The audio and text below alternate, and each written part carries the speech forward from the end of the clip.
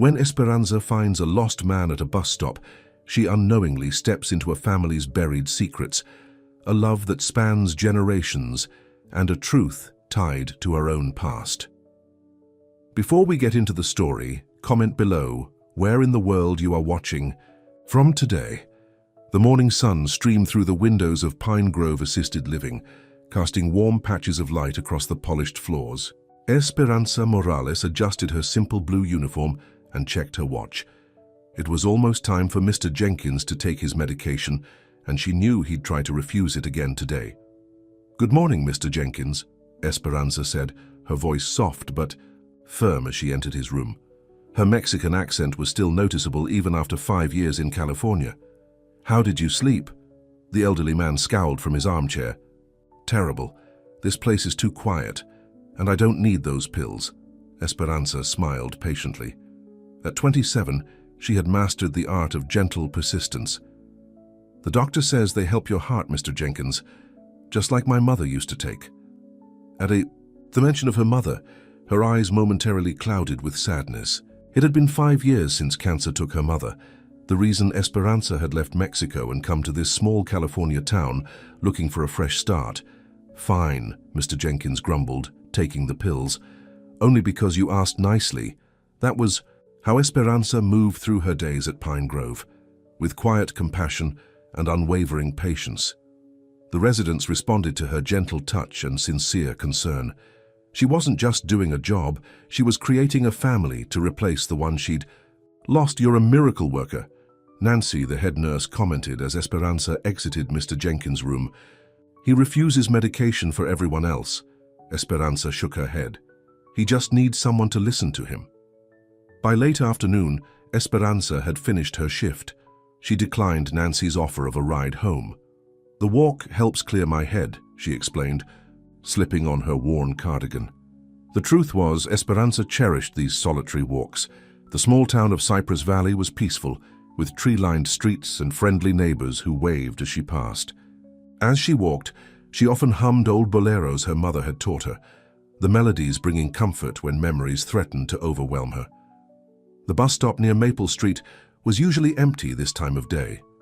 But as Esperanza approached, she noticed an elderly man sitting on the bench looking confused. He wore mismatched clothes, pajama bottoms with a button-up shirt, and kept looking around frantically. Esperanza slowed her pace, watching him with concern. The man was clutching something in his hand, a photograph crumpled from being held too tightly. "Excuse me, senor," she said gently, approaching the bench. "Are you waiting for the bus?" The man looked up, his eyes cloudy with confusion. "I need to get home. Margaret is waiting for me." Esperanza sat down beside him, keeping a respectful distance. "Where is your home?" The man's face crumpled. "I don't remember the address, but Margaret will be worried." Esperanza noticed the man wasn't wearing a coat despite the cool evening air. She also saw a medical alert bracelet on his wrist. "May I see your bracelet?" she asked, pointing. The man pulled his arm away. "I need to find Margaret." "I understand," Esperanza said, her voice calm. "Maybe I can help you find her. My name is Esperanza. What's yours?" The man seemed to relax slightly. Thomas Vega." "It's nice to meet you, Mr. Vega. Are you hungry? There's a coffee shop across the street. Maybe we can get something warm to drink while we figure out how to find Margaret." Thomas hesitated, then nodded.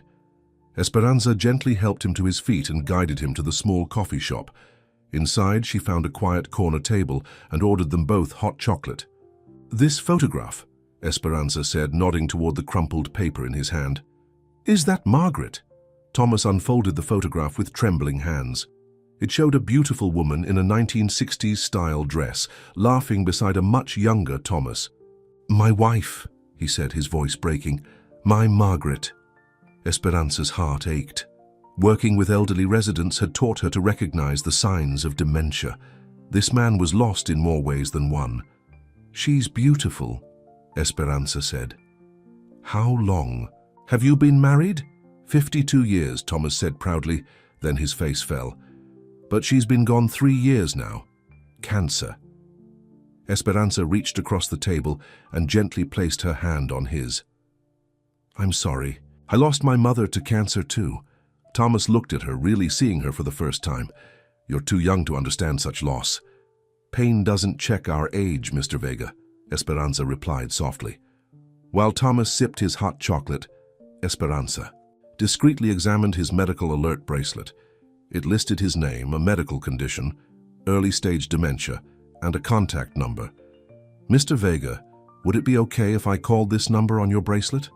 Maybe they can help us figure out where. You're supposed to be. Thomas looked uncertain, then nodded. My son Julian got me this bracelet. He worries too much. Esperanza stepped aside to make the call. A worried voice answered on the first ring.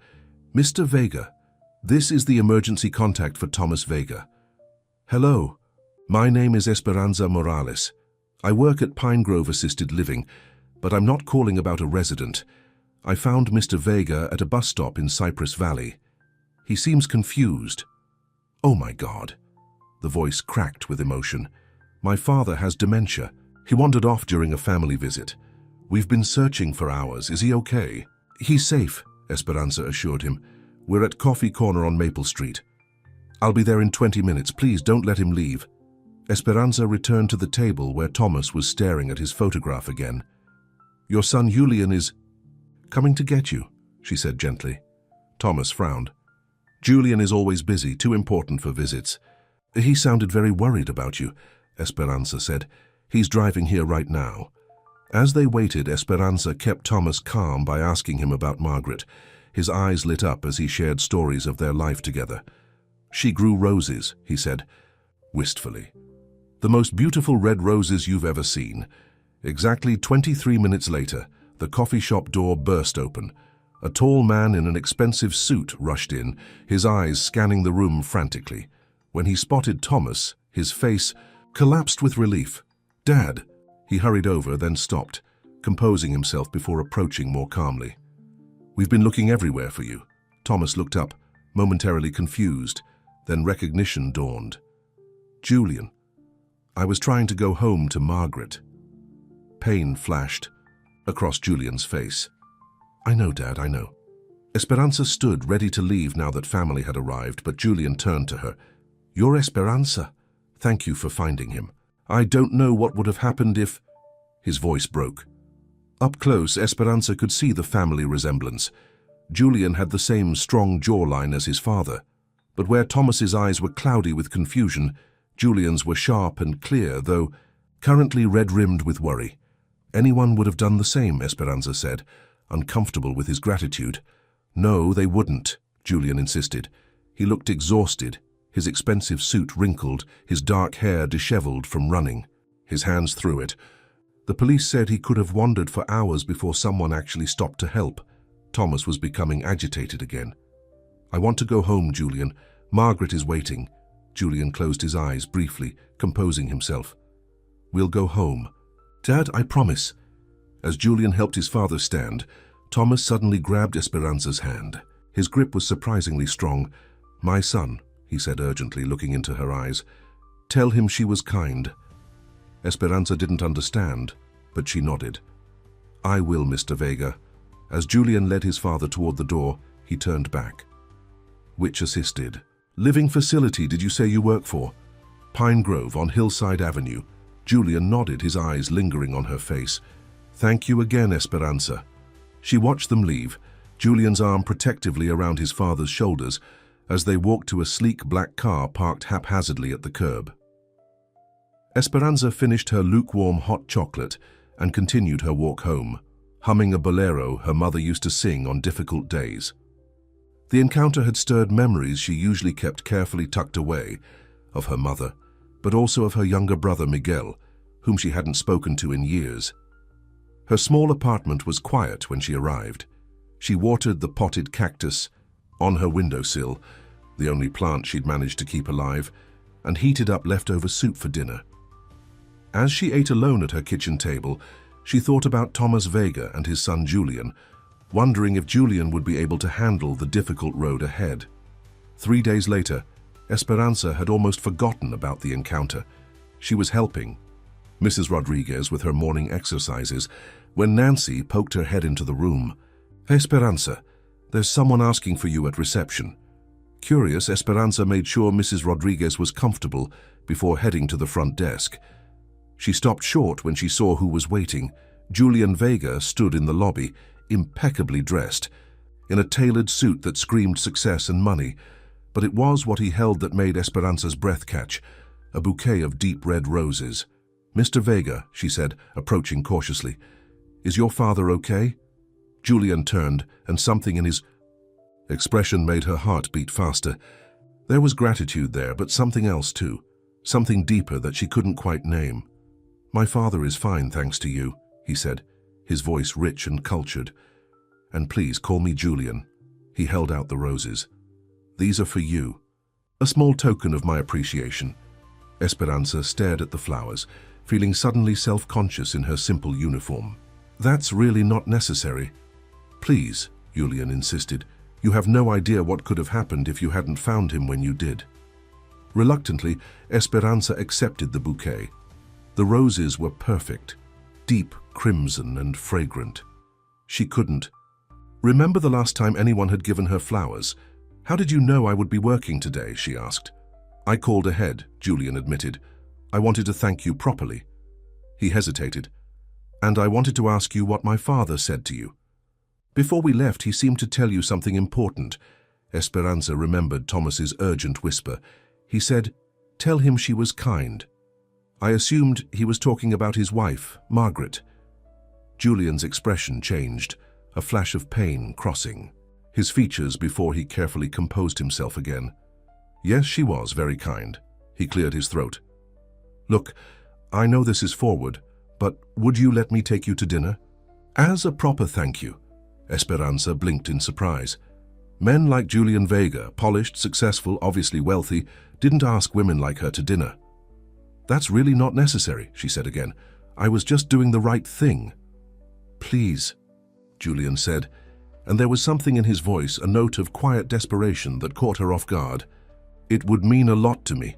Before Esperanza could answer, Mrs. Rodriguez called out from the exercise room, "Esperanza, I need help." "I have to go," Esperanza said, relieved for the interruption. "Thank you for the roses." "I'll come back tomorrow," Julian said, not quite a question. Esperanza hurried back to Mrs. Rodriguez, her mind spinning.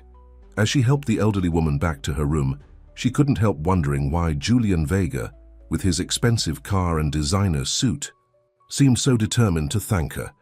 What she didn't know was that Julian sat in his car outside Pine Grove for nearly an hour after leaving, staring at his phone and the text message from his sister. "Dad's getting worse. We need to talk about full-time care." Julian closed his eyes, remembering his father clutching that old photograph, desperately trying to find his way back to a woman who had been gone for 3 years.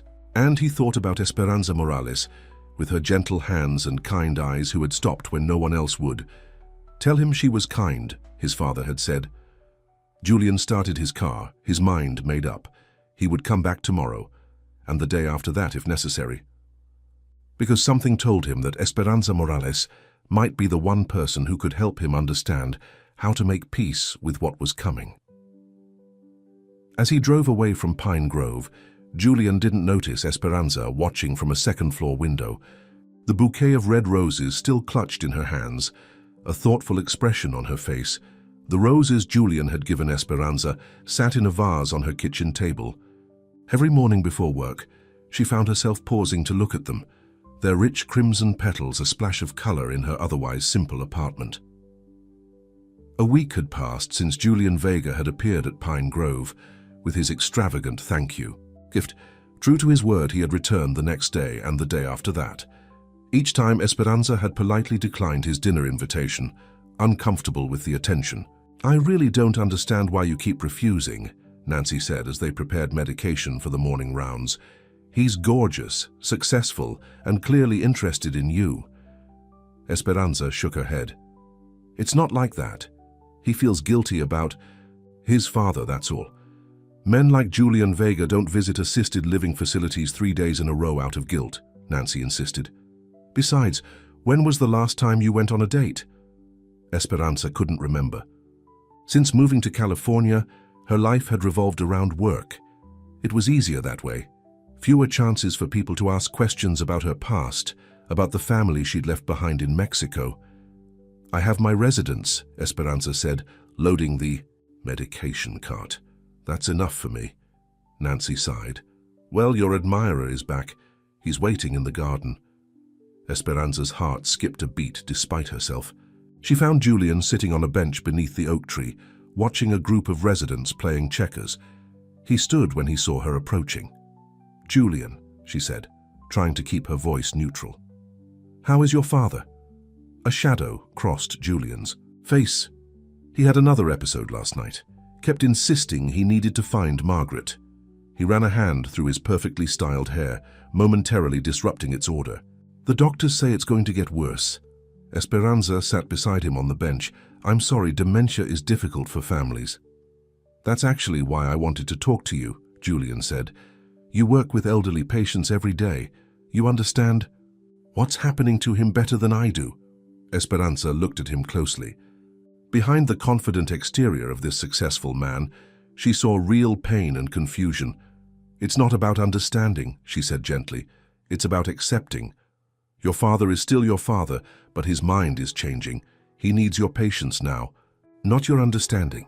Julian was quiet for a moment. "He thinks my mother is still alive." "Then be with him where he is," Esperanza suggested. "Sometimes it's kinder not to correct them. If he talks about Margaret, ask him to tell you stories about her." "That feels like lying," Julian said. "It's not lying. It's loving him in the only way he can receive it right now." Julian studied her face. "How did you get so wise at... How old are you?" 27, Esperanza said, smiling slightly. "And it's not wisdom. It's experience. My mother had cancer. At the end, she sometimes thought I was my grandmother. I learned to answer to both names." Julian nodded, absorbing this. "I've been so angry with him," he admitted. "He was always so strong, so in control. The successful Thomas Vega, who built a construction empire from nothing. Now he can't remember what year it is, and His voice broke. "I don't know how to help him." "Just be there," Esperanza said simply. "That's all any of us can do for the people we love." Their conversation was interrupted by Mrs. Rodriguez, who hobbled over with her walker.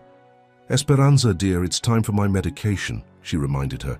"I'll be right there, Mrs. Rodriguez," Esperanza promised, then turned back to Julian.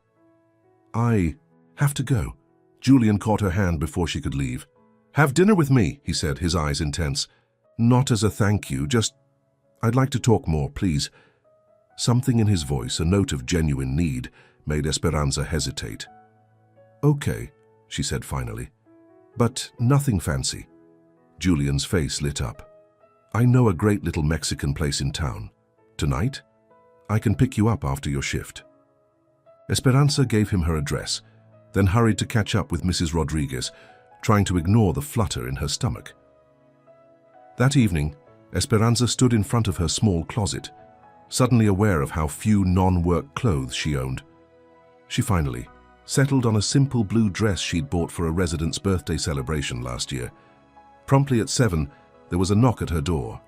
Julian stood there looking different in jeans and a casual button-down shirt, more approachable, less like the polished businessman who'd been visiting Pine Grove.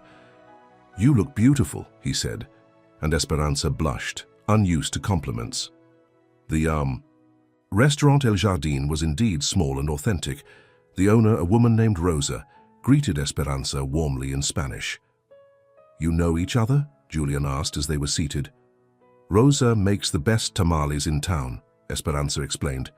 "I order them sometimes when I miss my mother's cooking." Conversation flowed surprisingly easily over dinner. Julian told her about his architecture firm in Los Angeles, his recent projects, his life in the city. Esperanza found herself opening up about her work at Pine Grove, the residence she'd grown attached to, her small but peaceful life in Cypress Valley. What she didn't talk about was Mexico, her childhood, or the younger brother she'd left behind, and Julian didn't press, seeming content with what she was willing to share. As they were finishing their meal, Julian's phone rang. He checked the caller ID and frowned. "It's my sister, Laura. I should take this. She's staying with Dad." He He stepped outside to answer. Through the window, Esperanza could see his expression change from relaxed to tense. When he returned to the table, he looked troubled. "Is everything okay?" she asked. Julian sighed. Dad had another bad episode. He was convinced Mum was in the garden and got upset when Laura wouldn't let him go outside in the dark to look for her. He signaled for the check. "I'm sorry to cut this short, but I should go check on them." "Of course," Esperanza said, understanding completely. On the drive back to her apartment, Julian was quiet, lost in thought. When he pulled up outside her building, he turned to her. "Thank you for tonight," he said. "It was the first normal conversation I've had in weeks." "Your father will have good days and bad days," Esperanza said. "Just remember what I said. Be with him where he is." Julian nodded, then hesitated. "Would it be completely inappropriate if I asked to see you again?" "I work every day except Sundays," Esperanza said, which wasn't exactly an answer. Julian smiled slightly. "Then I'll see you Sunday." True to his word, Julian appeared on Sunday morning, this time with a picnic basket and a plan to show her his favorite spot in Cypress Valley, a small lake just outside town. The day was perfect, sunny but not too hot. Julian spread a blanket under a tree near the water and produced an impressive array of food. "Did you make all this?" Esperanza asked, surprised. Julian laughed. "God, no, I'm a terrible cook. My housekeeper Maria took pity on me when I told her I was having a picnic with a beautiful woman." Esperanza blushed at the compliment, but accepted the sandwich he offered. As they ate, Julian pointed out a blue heron stalking fish near the shoreline. "My dad used to bring us here fishing when I was a kid," he said. "He was always working, building his company, but Sundays were sacred. Family time, he called it." His eyes grew distant. "After Mom died, he sold the company and moved into that big house all alone. I should have visited more often." "You can't change the past," Esperanza said gently, "but you're here for him now." Julian looked at her thoughtfully. "You always do that. Find the silver lining." "Are you always so positive?" Esperanza picked at the edge of the blanket. "Not always, but I learned a long time ago that dwelling on regrets doesn't change anything." "Sounds like there's a story there," Julian said. Esperanza was quiet for a moment. "I had a brother, Miguel. He was 10 years younger than me, just a child when our mother got sick. Our father..." She paused, the memories surfacing despite her efforts to keep them buried. "Our father had a temper. After Mom died, it got worse. He would drink and then..." Julian reached for her hand, holding it gently. "You don't have to tell me." "I left," Esperanza said, the confession spilling out. "I left Miguel with him because I couldn't take it anymore. I convinced myself Miguel would be okay because he was our father's favorite, that the violence was directed at me, not him." Tears welled in her eyes. "I promised to send for him once I was settled here, but then I just didn't. I was so ashamed of abandoning him that I stopped calling, stopped writing. It's been 5 years and I don't even know if he's okay." Julian moved closer, putting his arm around her shoulders. "Have you tried to contact him?" Esperanza shook her head. "I'm afraid he hates me, and he should." "What kind of sister leaves her little brother behind?" "A sister who was trying to survive," Julian said firmly. "You were what, 22? Dealing with your mother's death, your father's abuse. You did what you had to do." Esperanza wiped her eyes. "That's what I tell myself. But it doesn't make the guilt go away." She looked at Julian. "Just like you visiting your father now doesn't erase your guilt about not being there before." Julian was silent, absorbing her words. "Finally," he said, "maybe we're both too hard on ourselves." Esperanza gave him a sad smile. Maybe. The conversation shifted to lighter topics after that. Julian told her about a building he was designing for a tech company in San Francisco, and Esperanza shared funny stories about the residents at Pine Grove. By the time they packed up the picnic, the sun was beginning to set, painting the lake in shades of gold and pink. As they walked back to the car, Julian's hand found hers, their fingers intertwining naturally. Back at her apartment, Julian walked her to her door.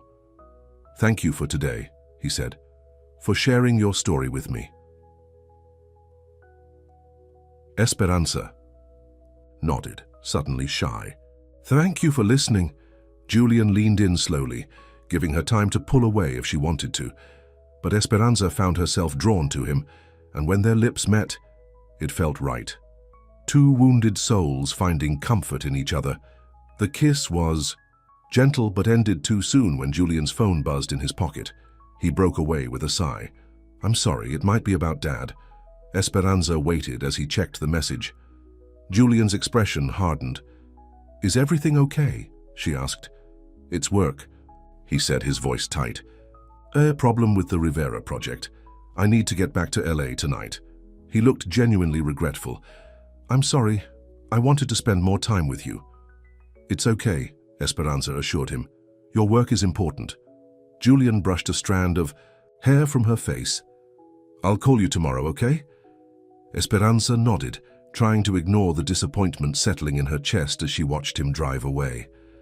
The next day at work, Esperanza found herself checking her phone between tasks, waiting for Julian's call. By evening, when her shift ended and her phone remained silent, she told herself not to be foolish. Julian Vega lived in Los Angeles, had a demanding career, and a father who needed care. Of course, he had more important things to do than call. Her Tudastit. 3 days passed with no word from Julian. Esperanza threw herself into her work, telling herself it was better this way. Men like Julian didn't end up with women like her, women with complicated pasts and simple futures. On the 4th day, as Esperanza was helping Mr. Jenkins with his lunch, Nancy appeared in the doorway. There's a woman asking for you at reception, she said. Says she's Julian Vega's sister. Curious and a little apprehensive, Esperanza finished with Mr. Jenkins and made her way to the front desk. A tall, elegantly dressed woman with Julian's dark eyes was waiting. You must be Esperanza, the woman said, extending her hand. I'm Laura Vega, Julian's sister. Is everything okay? Esperanza asked, immediately concerned about Thomas. Laura's expression was unreadable. My father keeps asking for you. He says, you understand about Margaret. I only met your father once, Esperanza said, confused. I know, but he's very insistent. Laura's tone was cool, assessing. Julian isn't in town, and Dad is having a difficult day. Would you consider coming to see him? It would only take an hour of your time. Esperanza glanced at her watch. Her shift was ending soon. Of course, if you think it would help. Thank you. Laura's smile didn't quite reach her eyes. I'll drive you. During the drive to the Vega house, Laura made polite small talk about the weather and Cypress Valley, but Esperanza sensed an underlying tension. When they pulled up to an impressive 2-story home with manicured gardens, Esperanza felt out of place in her simple work uniform. Inside, the house was elegantly furnished, but had a cold, unlived-in feeling. Laura led her to a sunroom at the back of the house where Thomas Vega sat in a wheelchair, gazing out at the garden. Dad, Laura said gently. Look who's here to see you. Thomas turned, his face lighting up with recognition. The kind lady from the bus stop. Esperanza smiled, moving to sit in a chair beside him. Hello, Mr. Vega. How are you feeling today? Better now that you're here, he said, reaching for her hand. You understand about Margaret. Laura hovered nearby, watching their interaction with a strange intensity. I'll get some tea, she said finally, leaving them alone. Thomas leaned closer to Esperanza. Julian needs to know, he whispered urgently. Know what, Mr. Vega? Esperanza asked gently. Thomas pulled the now familiar crumpled photograph from his pocket, but as he handed it to her, Esperanza realized it wasn't the same photo she had seen at the coffee shop. This one showed Margaret holding a baby, with a young boy of about 5 standing beside her. Julian and the baby, Thomas explained, pointing. Before everything changed, Esperanza studied the photo, confused. Who is the baby, Mr. Vega? Thomas's eyes clouded. Julian's sister, not Laura. He shook his head, growing agitated. She wasn't Margaret's. She was... Dad, you shouldn't excite yourself, Laura interrupted, returning with a tea tray. She took the photograph from Esperanza's hands. He gets confused about the past, she explained, tucking the photo into her pocket. The doctors say it's part of his condition. But something in Laura's eyes made Esperanza wonder if there was more to the story. "Julian will be back tomorrow," Laura said, setting down the tea tray. "From his business trip." "Yes, he mentioned a project in Rivera," Esperanza said, accepting a cup of tea. A strange expression crossed Laura's face. "Rivera? That project was completed months ago." Before Esperanza could respond, Thomas grabbed her arm. "Tell him she was kind," he said urgently. "Margaret forgave her. He needs to know." "Dad, please calm down," Laura said, her voice strained. She turned to Esperanza. "I think it's best if you leave now. This visit is upsetting him." Esperanza stood, confused by the sudden dismissal. "Of course.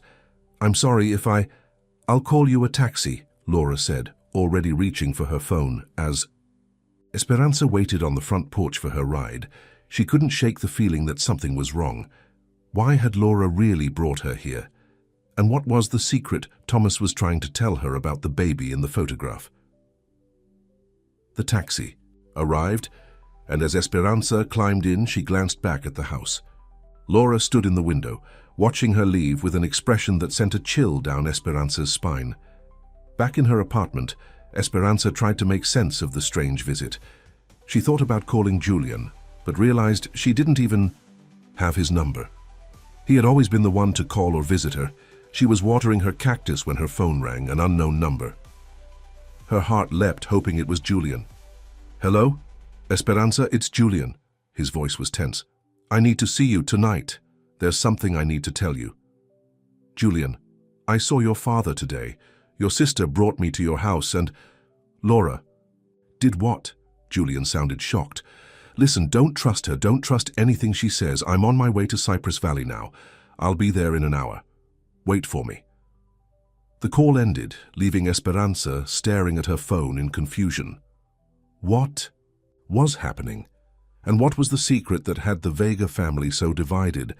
Esperanza paced her small apartment, Julian's warning echoing in her mind. The clock on her wall seemed to move impossibly slowly as she waited for him to arrive. What could be so urgent?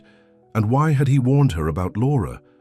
Her thoughts kept returning to Thomas Vega and the mysterious photograph. Julian's sister, not Laura, he had said. What did that mean? And why had Laura seemed so determined to interrupt their conversation? A sharp knock at the door startled her from her thoughts. She rushed to open it, finding Julian standing there looking exhausted. His usually perfect hair was disheveled, his clothes wrinkled as if he'd been driving for hours. "Julian," she said, relief washing over her. "Come in." He stepped inside, his eyes scanning her apartment quickly before settling on her face. "Did Laura say anything to you? About me, about our family?" "No," she just said, "Your father wanted to see me." Esperanza led him to her small couch. "Julian, what's going on? Your father tried to show me a photograph, a different one from before. He mentioned a baby, said it was your sister but not Laura." Julian sank onto the couch, rubbing his hands over his face. "I was going to tell you," he said, his voice strained. "That's why I came back to Cypress Valley. But then, Laura found out. I was seeing you and she—" He broke off, looking up at Esperanza with troubled eyes. "I need to explain something. About my family." Esperanza sat beside him, waiting. "The Rivera project wasn't real," Julian admitted. "I made it up because I needed time to think. After our kiss, I realized I was falling for you. But there are things about me, about my family that you don't know. You can tell me," Esperanza said softly, reaching for his hand. Julian took a deep breath. "My father told you my mother died 3 years ago, but that's not entirely true. Margaret, the woman in the photograph, was my stepmother. My biological mother left when I was 4. Esperanza's mind flashed to the photo Thomas had shown her, Julian as a young boy, standing next to Margaret, who held a baby. The baby in the photo, she said slowly. "That wasn't Laura." Julian shook his head. "No, that was my half-sister, Sophia, Margaret's daughter." His expression darkened. "Laura is my stepsister from my father's 3rd marriage. She was 20 when he married. Her mother, Diane." "3rd marriage?" Esperanza was struggling to keep track. "My father has been married 3 times, Julian explained. First to my mother, Elena, who left us. Then to Margaret, who raised me from the time I was 5 until I was 15. Then to Diane, Laura's mother, who died in a car accident 5 years ago. And Sophia, your half-sister. Julian's face filled with pain. She died when she was 3. Leukemia. I'm so sorry, Esperanza said, squeezing his hand. It destroyed Margaret, Julian continued. She and my father divorced a year later. She couldn't bear to be in the house where Sophia had lived. My father threw himself into his work, and I was sent to boarding school. He paused. But before she left, Margaret made me promise something. What? She made me promise to forgive my real mother for leaving, Julian said. She said everyone deserves a second chance. Esperanza felt a chill. Your father kept saying, tell him she was kind. Margaret forgave her. Julian nodded. That's what I realized after our picnic, after you told me about your brother. The way you punish yourself for leaving Miguel, it's the same way I've punished my mother all these years for leaving me. Have you seen her since she left? Once, Julian said. She came to Sophia's funeral. She and Margaret talked for hours. I refused to speak to her. His voice broke. And now my father's mind is failing, and he keeps insisting that I need to know something about my mother, about Margaret forgiving her, but I don't understand what he's trying to tell me. Esperanza thought for a moment. The photograph your father showed me today, do you have a copy of it? Julian shook his head. Laura must have taken it. She's been strange lately. Ever since Dad's diagnosis, she's been obsessed with controlling everything, his care, his house, even his memories. She doesn't want me to look into the past. Why? I don't know, but I think it has something to do with my father's will. Laura's mother convinced him to leave her a significant portion of his estate, and Laura is determined to make sure that happens. But what does that have to do with your mother? Julian ran a hand through his hair. I'm not sure. But Dad keeps mentioning her lately, and it's making Laura nervous. They were interrupted by Julian's phone ringing. He checked the caller ID and frowned. It's the caregiver we hired to help with Dad. He answered the call, his expression growing increasingly concerned as he listened. I'll be right there, he said finally, ending the call. He turned to Esperanza. Dad had another bad episode. The caregiver can't calm him down, and Laura isn't answering her phone. I'll come with you, Esperanza said without hesitation. 20 minutes later, they pulled up to the Vega house. A middle-aged woman in scrubs met them at the door, looking frazzled. Mr. Vega, I'm so sorry, she said to Julian. Your father was fine 1 minute, then he saw something on TV about roses and just lost it. He keeps saying he needs to find her. Before it's too late, Julian turned to Esperanza. Will you talk to him? He seemed to respond to you before. Esperanza nodded, following Julian to the sunroom where Thomas sat in his wheelchair, looking out at the garden. The room was dim, illuminated only by a small lamp. Dad, Julian said gently, I brought someone to see you. Thomas turned, his face lighting up when he saw Esperanza. You came back, he said. Did you tell him? Tell me what, Dad? Julian asked, kneeling beside his father's wheelchair. Thomas looked confused for a moment, then his eyes cleared. About your mother, about the roses. Julian glanced at Esperanza, then back at his father. What about the roses, Dad? She grew them, Thomas said, his voice suddenly stronger. Not Margaret, Elena, your mother. He pointed toward the garden. Out there, the red ones. She planted them for you before she left. Julian's face paled. Mom planted the roses. Thomas nodded. Margaret kept them alive. For you. She knew Elena loved you, even though she had to go. Had to go. Julian's voice was barely a whisper. She chose to leave us. Thomas shook his head firmly. No, I made her go. His eyes filled with tears. I was young and prideful. When I found out she was sick. Julian looked stunned. Mom was sick. The same thing that took Sophia, Thomas said, his voice breaking. Leukemia. Eleanor didn't want you to watch her die. She wanted you to remember her strong. Julian sat back on his heels, shock evident on his face. Why didn't you ever tell me? I was ashamed, Thomas admitted. I let my pride keep you from your mother. By the time I realized my mistake, she was gone, and you were so angry. He reached for Julian's hand, but Margaret knew. She found Elena. before she died.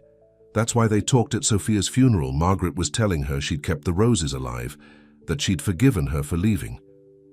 Where? Julian asked, his voice thick with emotion. Where did Mom die? Mexico, Thomas said. She went back to her family, to a little town called San Miguel. Esperanza gasped softly. San Miguel, her hometown. Julian turned to her, catching her reaction. Before he could speak, they heard the front door open and close. Julian? Laura's voice called out. Is that you? Julian stood, wiping his eyes. In here. Laura appeared in the doorway, her expression darkening when she saw Esperanza. What is she doing here? Dad was upset, Julian said. Esperanza came to help calm him down. Laura's eyes narrowed. Well, she can leave now. I'll take care of Dad.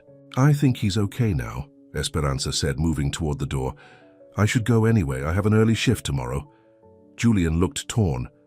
I'll drive you home. No, Laura said sharply. Dad needs you here. I'll call her a taxi.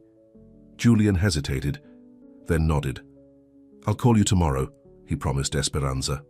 Outside, waiting for the taxi Laura had reluctantly called, Esperanza stared at the garden where Elena's roses grew. She thought about her own mother, how she had planted a small cactus before she died, the same type Esperanza now kept on her windowsill. Some connections never died, even when separated by time and distance. The next morning, Esperanza arrived at Pine Grove distracted by everything she'd learned. The complicated Vega family history, the connection to her hometown. It felt as if invisible threads were pulling her and Julian together. You look tired, Nancy commented as they prepared for morning rounds. Late night? Sort of, Esperanza admitted. Julian's father had an episode. Nancy raised an eyebrow. So you and the handsome architect are getting serious? Esperanza shook her head. It's complicated. Life usually is, Nancy said wisely, but that doesn't mean you should run from it. The words hit close to home. Hadn't she been running for 5 years?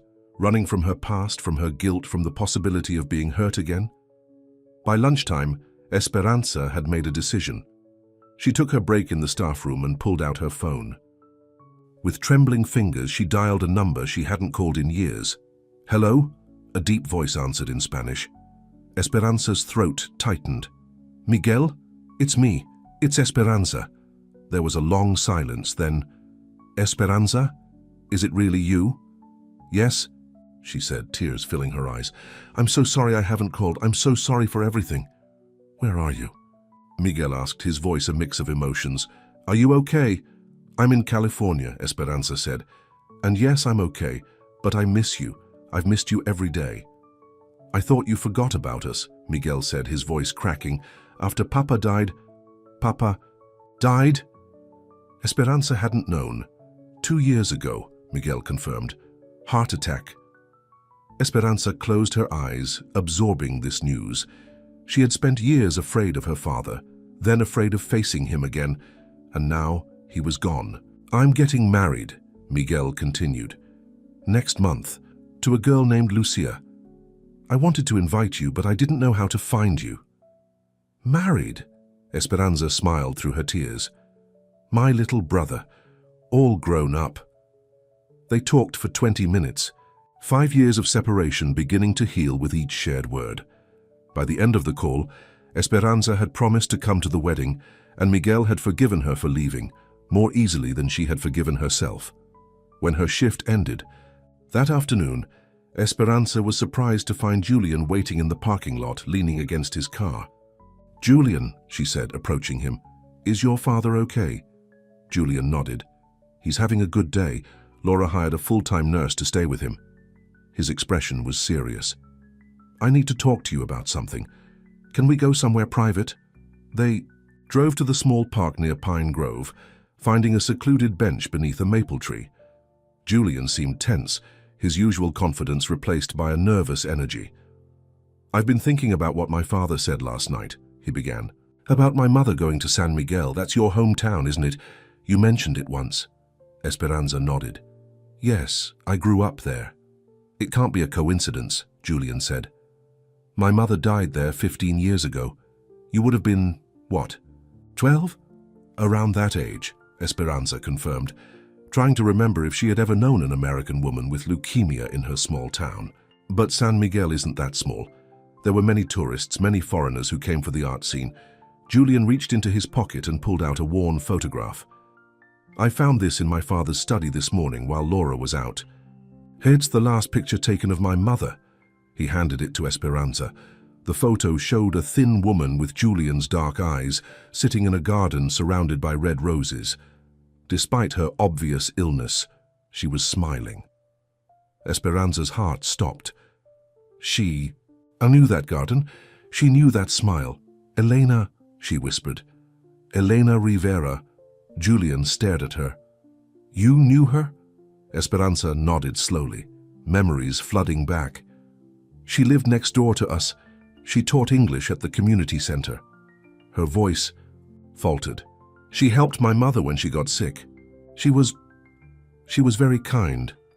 Julian's eyes filled with tears. She never stopped being a mother, did she? Even to other people's children. She talked about her son in America, Esperanza continued, the pieces falling into place. She showed, I made pictures of you. She looked at Julian in wonder. I never made the connection. You were older in the photos and your last name is Vega, not Rivera. Vega was my father's name, Julian explained.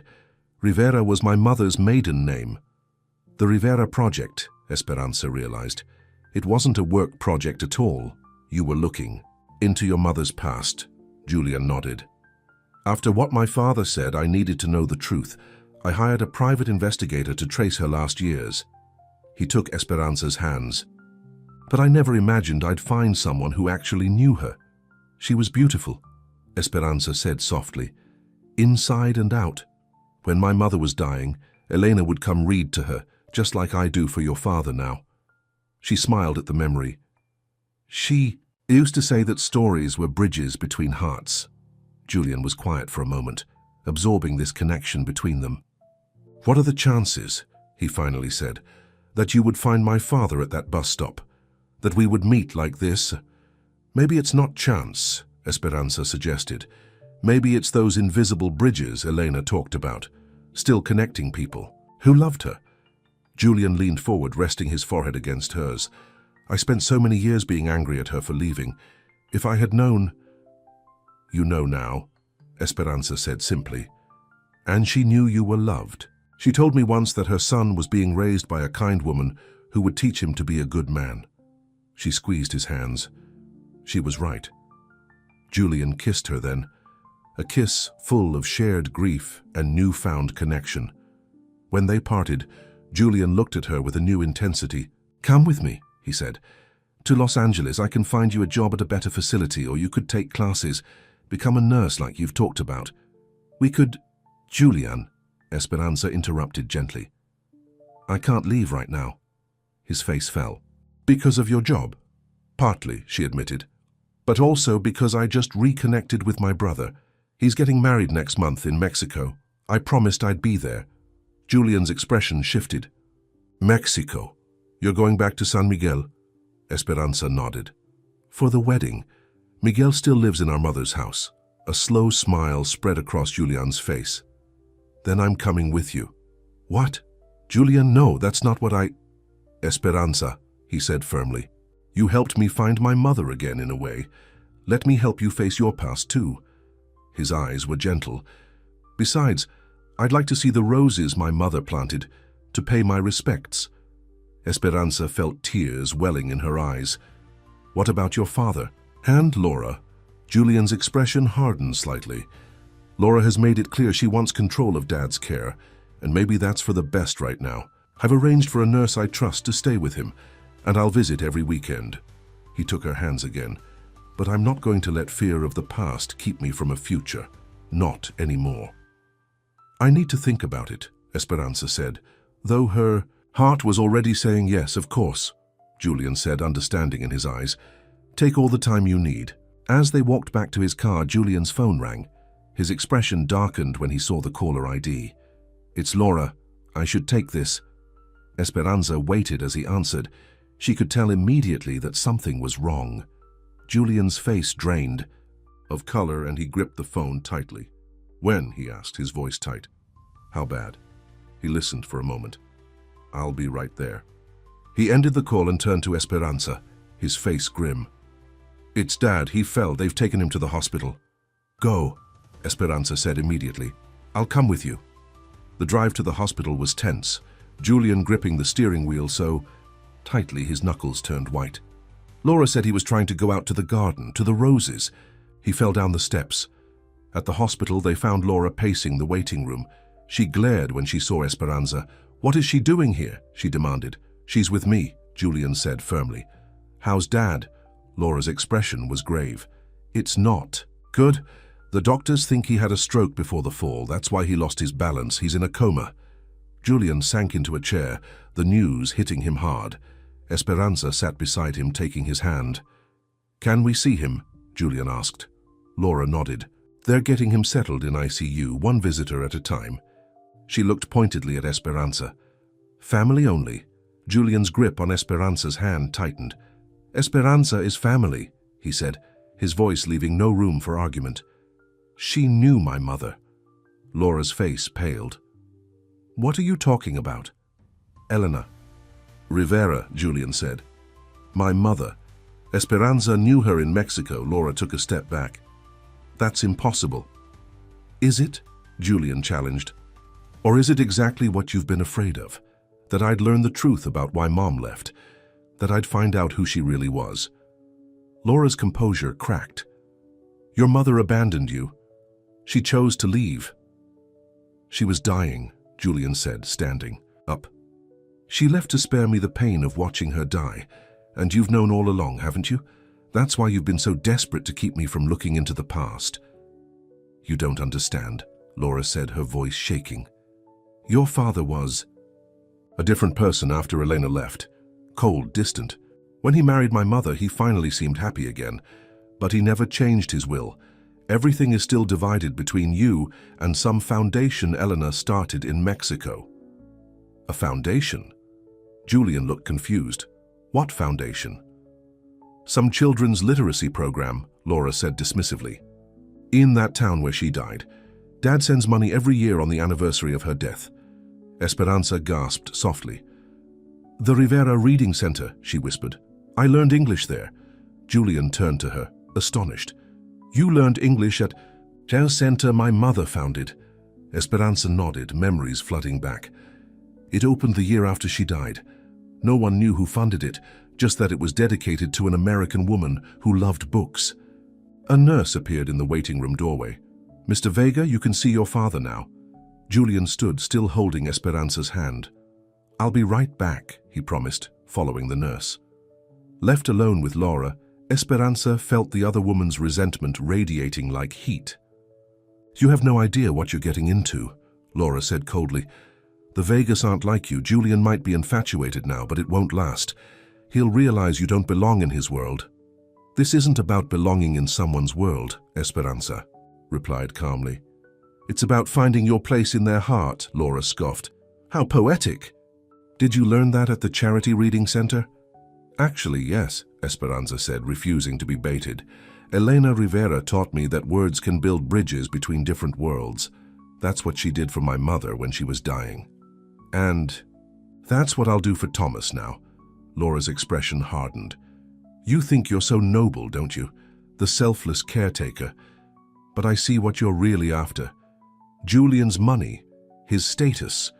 You're no different from all the other women who've tried to use him. Before Esperanza could respond, Julian returned, his face drawn with worry. He's not responding, he said, his voice breaking. The doctors say the next 24 hours are critical. Esperanza stood, going to him immediately. I'll stay with you, she said, as long as you need. Julian pulled her into a tight embrace. Thank you, he whispered against her hair. For everything. Laura watched them with cold eyes, then turned away. I'm going to call his lawyer, she said. There are decisions that need to be made. As Laura stalked off, Julian continued to hold, Esperanza drawing strength from her presence. I can't lose him like this, he said, not when we've just started to understand each other. Then talk to him, Esperanza urged. Even if he can't respond, he can hear you. Tell him everything. You've wanted to say. Julian nodded. then pulled back to look into her eyes. "Will you come with me? I don't think I can do this alone." As they walked together toward the ICU, Esperanza felt as if invisible threads were pulling them forward, threads that had been woven years ago by a woman with dark eyes who loved roses and believed in the power of stories to connect hearts separated by time and distance. Julian squeezed her hand, and Esperanza squeezed back, knowing that whatever came next, they would face it together. The hours stretched into days as Thomas Vega remained unresponsive in the hospital. Esperanza adjusted her work schedule at Pine 2 Grove, taking evening shifts so she could spend mornings at Julian's side in the sterile hospital room. "You should get some rest," she told Julian on the third morning, gently touching his shoulder. He'd barely left his father's bedside, sleeping in the uncomfortable hospital chair. Julian shook his head, his eyes red-rimmed from exhaustion. "I can't leave him." Esperanza understood. She placed a cup of coffee in his hands. "Then at least drink this. You need to keep your strength up." Julian accepted the coffee gratefully. "I've been thinking about what you said, about talking to him even if he can't respond. I've been telling him everything about finding out, the truth about my mother, about meeting you." He looked up at Esperanza, his expression raw with emotion, "about how I wish I'd had more time to make things right between us." Esperanza pulled a chair beside him and took his free hand. "You're making it right now by being here." They sat together in comfortable silence, watching the steady rise and fall of Thomas's chest, listening to the rhythmic beeping of the heart monitor. Laura made brief appearances, always with lawyers or doctors in tow, her cold gaze sliding over Esperanza as if she weren't there. Later that afternoon, while Julian stepped out to take a call from his office, Esperanza found herself alone with Thomas. She moved to the chair Julian had vacated and gently took Thomas's hand. "Hello, Mr. Vega," she said softly. "It's Esperanza. I don't know if you can hear me, but I wanted to thank you for leading me back to your son." She smiled, remembering their first meeting. "You know, when I found you at that bus stop, I had no idea how much my life was about to change." She told him about her conversation with Miguel, about her plans to attend his wedding, about Julian's offer to accompany her. As she spoke, she noticed a slight change in the monitor's beeping pattern. "Mr. Vega," she said, leaning closer. "Can you hear me?" Thomas's eyelids fluttered but didn't open. Esperanza pressed the call button for the nurse, who came quickly to check his vitals. "His brain activity has increased," the nurse confirmed. "That's a good sign. Keep talking to him. He seems to be responding to your voice." When Julian returned, Esperanza shared the encouraging news. Hope lightened his exhausted features. He took his father's hand, continuing the one-sided conversation Esperanza had started. That evening, as Esperanza prepared to leave for her shift at Pine Grove, Julian walked her to the elevator. "Thank you," he said, pulling her into a tight embrace. "For everything." Esperanza leaned into his strength, drawing as much comfort as she gave. "Call me if anything changes," she said. "I'll come right back." Julian brushed a tender kiss across her forehead. "I've been thinking about what you said about Miguel's wedding. I meant what I said. I want to go with you." "Are you sure?" Esperanza asked. "With your father's condition?" "I'm sure," Julian said firmly. "Whether Dad recovers or—" His voice caught. "Or not, I need to move forward. I can't keep hiding from the past." The elevator doors opened, but before Esperanza could step in, they heard a commotion from the direction of Thomas's room. Julian's name was being called urgently. They rushed back to find a flurry of activity around Thomas's bed. A doctor looked up as they entered. "Mr. Vega, your father is showing signs of consciousness. He's trying to communicate." Julian pushed forward to his father's side. Thomas's eyes were open, though unfocused. His lips moved, trying to form words. "Dad," Julian said, grasping his hand. "I'm here. Can you hear me?" Thomas's fingers twitched in Julian's grasp. His voice was barely audible. "Jules, the roses are fine, Dad," Julian assured him. "I understand now about Mom, about why she left." Thomas's eyes sought Julian's face, a tear sliding down his weathered cheek. "Forgive me." "There's nothing to forgive," Julian said, his own eyes wet. You did what you thought was right. We both did. Thomas's gaze shifted, finding Esperanza standing behind Julian. Recognition flickered in his eyes. Tell him, he whispered. Esperanza stepped forward, taking Thomas's other hand. I did tell him, Mr. Vega. Julian knows his mother was kind. He knows she loved him. A peaceful expression settled over Thomas's face. His eyes drifted shut again, but this time his breathing seemed more natural, less labored. He's sleeping now, the doctor explained. This is a very positive development. He's not out of the woods yet, but these are encouraging signs. In the A. Hallway outside, Julian pulled Esperanza close, relief making his legs weak. He's going to be okay, he said, his voice thick with emotion. He's coming back to us. Yes, Esperanza agreed, her heart full. He's finding his way home. Over the next few days, Thomas continued to improve, regaining consciousness for longer periods.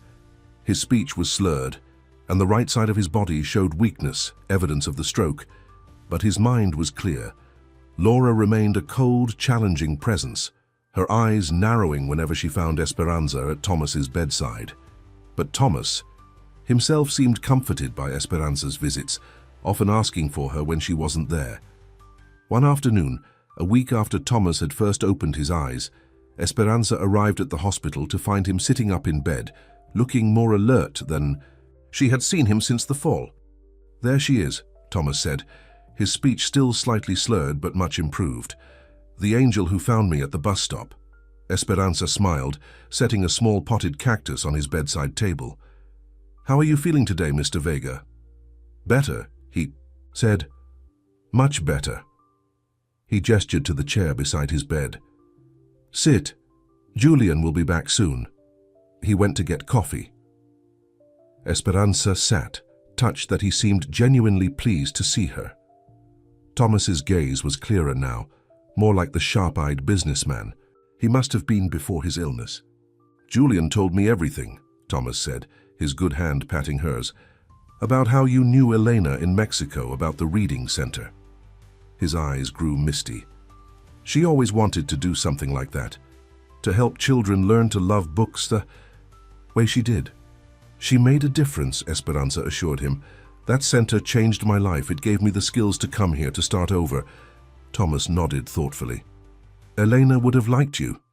You have her kind heart. The door opened, and Julian entered, carrying 2 cups of coffee. His face brightened when he saw Esperanza. You're early, he said, bending to kiss her cheek before handing her one of the coffees. Thomas watched this exchange with evident satisfaction. Have you told her yet? He asked Julian. Julian shook his head. Not yet, Dad. Told me what? Esperanza asked, looking between them. Julian set his coffee down and took Esperanza's free hand. Dad's doctors say he's stable enough to be discharged next week. He'll need ongoing care, but he can go home. That's wonderful news, Esperanza said. But he can't stay alone in that big house, Julian continued. And Laura, he glanced at his father. Laura isn't the right person to oversee his care. I told her she could have the house, Thomas interjected. She and that pack of lawyers can have the house and whatever else they want, but I'm going to live with my son. Esperanza looked at Julian in surprise. You're taking your father to Los Angeles? That's what I wanted to talk to you about, Julian said, his eyes intense. I've been thinking about what you said about Miguel's wedding, about going back to San Miguel.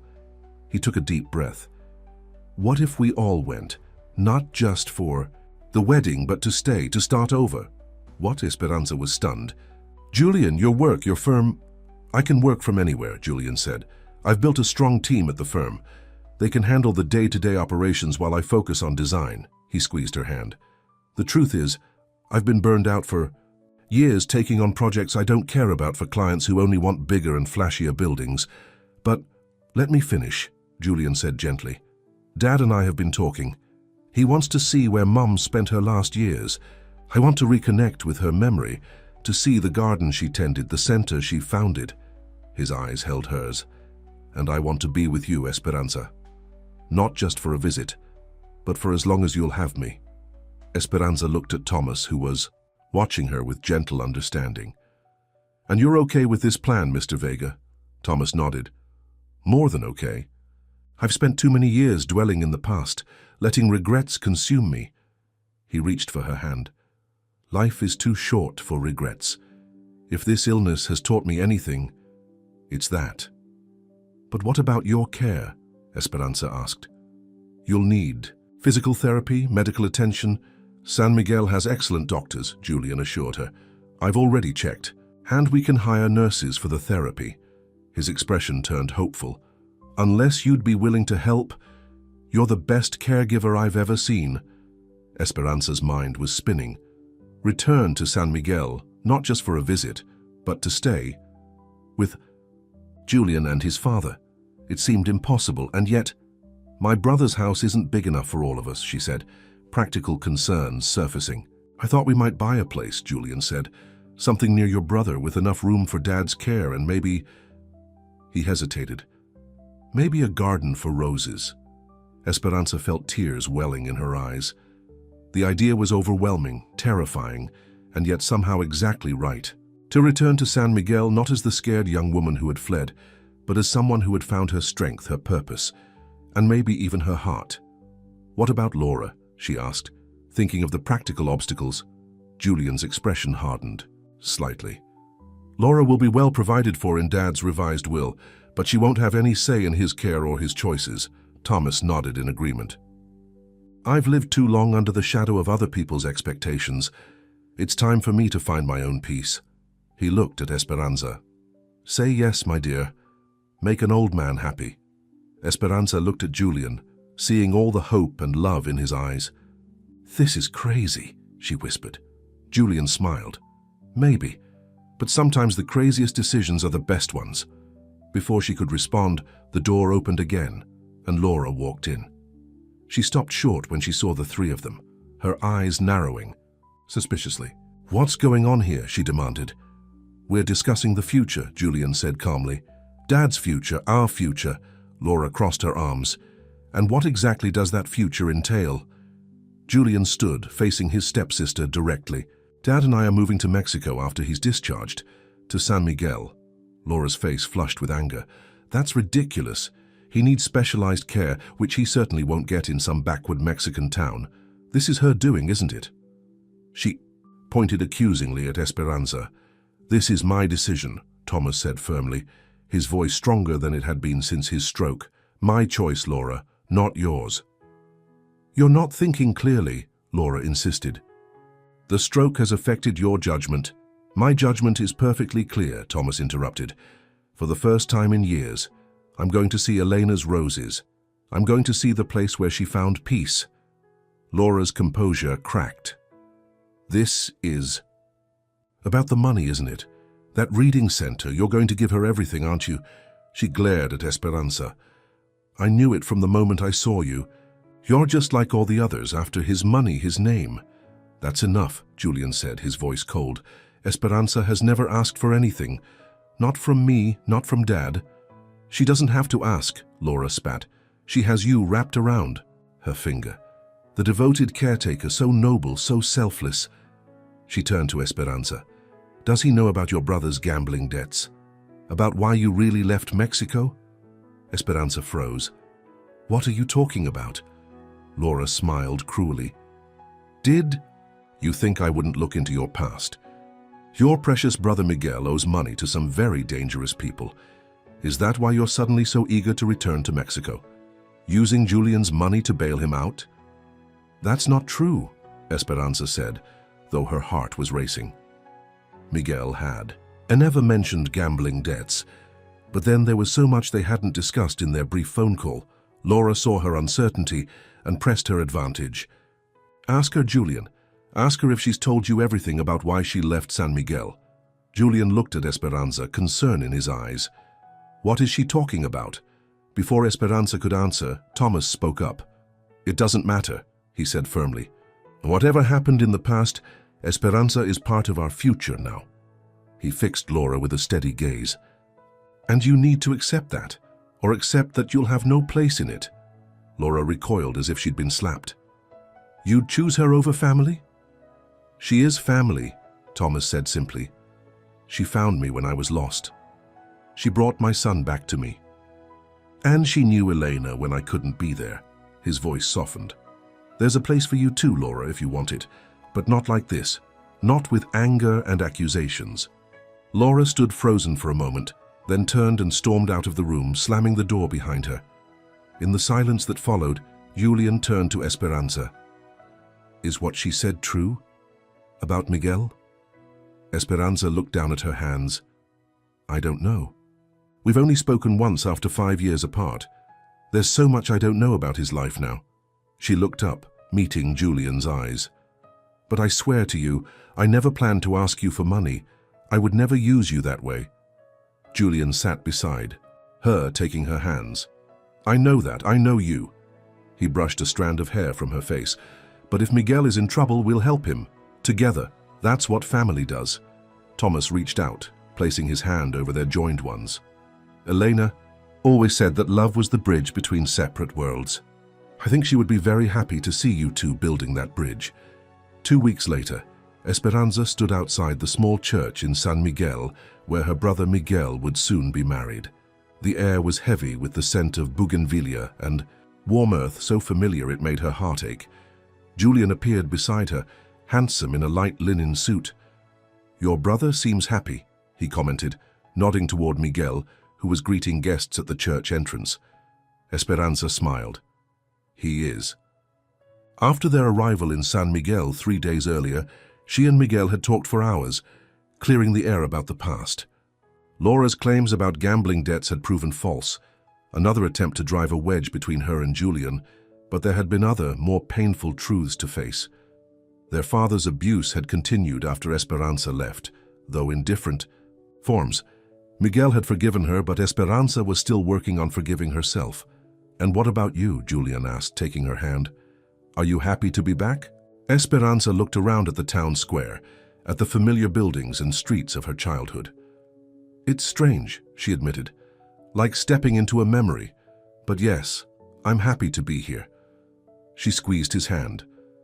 With you. Thomas approached, slowly, leaning on his cane. The journey had been taxing for him, but he had insisted on coming for the wedding. In the 3 days since their arrival, he had already visited Elena's grave and the reading center she had founded, finding a measure of peace in both places. It's time, he said, nodding toward the church where guests were beginning to enter. The bride will be arriving soon. As they took their seats in the small church, Esperanza felt a profound sense of rightness. The past and present were merging, wounds healing, new connections forming. When Miguel had met Julian and Thomas, he had embraced them without hesitation, welcoming them into his life as easily as he had welcomed his sister back. The ceremony was simple but beautiful. Lucia, Miguel's bride, was radiant in a dress their mother would have loved. Esperanza wept when the couple exchanged vows, Julian's arm strung around her shoulders. At the reception, held in the courtyard of the small house where Esperanza had grown up, Thomas sat contentedly watching the celebration, occasionally sharing stories with Miguel about Elena and the reading center. As the evening progressed, Julian led Esperanza away from the festivities to the small garden behind the house. There in the cool evening air, surrounded by the scents and sounds of her childhood, he took her hands in his. I've been thinking, he said, his eyes reflecting the fairy light strung above them. These past few weeks have been difficult, but also clarifying. Watching my father confront his past, seeing you reunite with your brother, it's made me realize what really matters. Esperanza felt her heart quicken. And what is that? Connection, Julian said simply. The bridges we build between our separate worlds, the way love transcends time and distance. From his pocket, he withdrew a small box and opened it to reveal a simple but elegant ring. This was my mother's, he explained. My real mother's, Elena's. My father gave it to me before we left California. Esperanza stared at the ring, unable to speak. I'm not asking for an answer right now, Julian said gently. I know we have a lot to figure out, where we'll live, how we'll build a life together. But I wanted you to know that wherever that life takes us, I want you by my side. Tears filled Esperanza's eyes. Julian, you helped my father come home, Julian said, echoing the words from Esperanza's premise. His voice trembled slightly. "But you brought me home too." Esperanza smiled through her tears. "Maybe we both found our way." They embraced under the fairy lights. No dramatic kiss, just the intimacy of finally being seen and forgiven. The ring box remained open between them, a promise of possibilities. A soft cough interrupted the moment. They turned to find Thomas standing at the garden entrance, leaning on his cane. "I'm sorry to intrude," he said, smiling at the sight of them together. "But Miguel is looking for his sister. It's time for the family photo." Julian slipped the ring box back into his pocket, but not before Thomas saw it. The older man's eyes twinkled knowingly. "Family photo," Esperanza repeated, the words filling her with warmth. Julian offered his arm to his father, then his other arm to Esperanza. Together, the three of them walked back to the celebration, where Miguel waited with Lucia and her parents. "There you are," Miguel called. "We can't have a family photo without my sister." As they gathered for the picture, Julian's phone buzzed in his pocket. He checked it quickly, his expression unreadable. Esperanza sensed the shift. "What is it?" she asked. Quietly. Julian looked at her, hesitant. "We'll talk about it later," he promised, slipping the phone away. After the photo was taken, as the party continued around them, Julian guided Esperanza to a quiet corner. "That was Laura," he explained. "She's been going through Dad's old photos, the ones he kept in his study." "Is everything okay?" Esperanza asked, concerned by his serious expression. Julian reached into his pocket and pulled out his phone, opening a message. "She found this and sent it to me. It's a picture I've never seen before." He showed her the screen. It was a photo of Elena, much younger, holding baby Julian. Beside her stood another woman, her arm around Elena's shoulders, both of them smiling at the camera. Esperanza's breath caught. "That's my mother," she whispered, recognizing the woman instantly. Julian nodded, his eyes wide with wonder. "Laura said there were dozens of these photos, Elena and your mother together, going back years before I was even born. They weren't just neighbors in San Miguel, Esperanza. They were friends, best friends long before that." "But how?" Esperanza asked, stunned. "My mother never left San Miguel until she came to visit Elena in California," Julian finished for her. "According to the dates on the photos, they were friends for years. Your mother was there when I was born." Esperanza's mind reeled with this new information. "So when Elena came to San Miguel, she wasn't just picking a random place to spend her final days," Julian said. "She was going to her best friend's home." Tears filled Esperanza's eyes. "And then my mother got sick too." Julian pulled her close.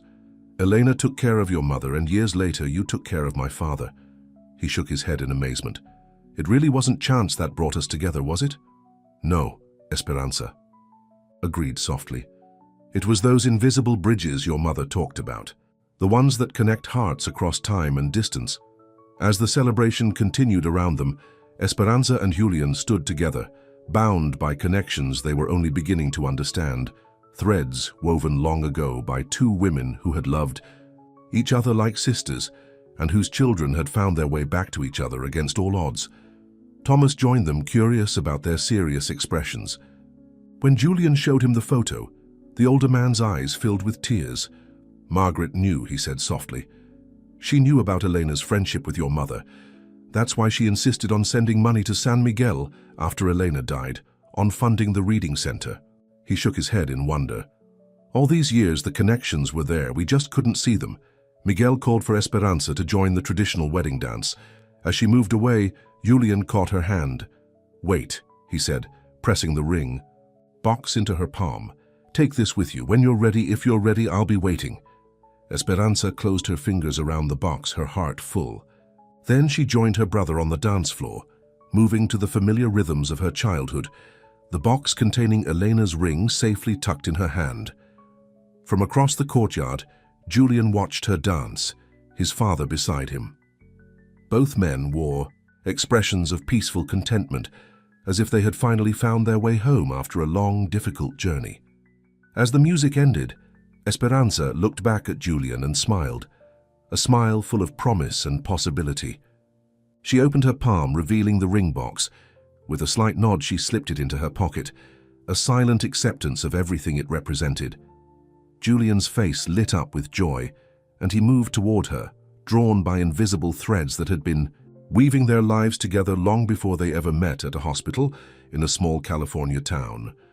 And in that moment, surrounded by family both old and new, Esperanza knew with absolute certainty that sometimes the most beautiful gardens grow from the seeds planted by those who loved us long ago. Like Elena's roses, those seeds had waited patiently for the right moment to bloom.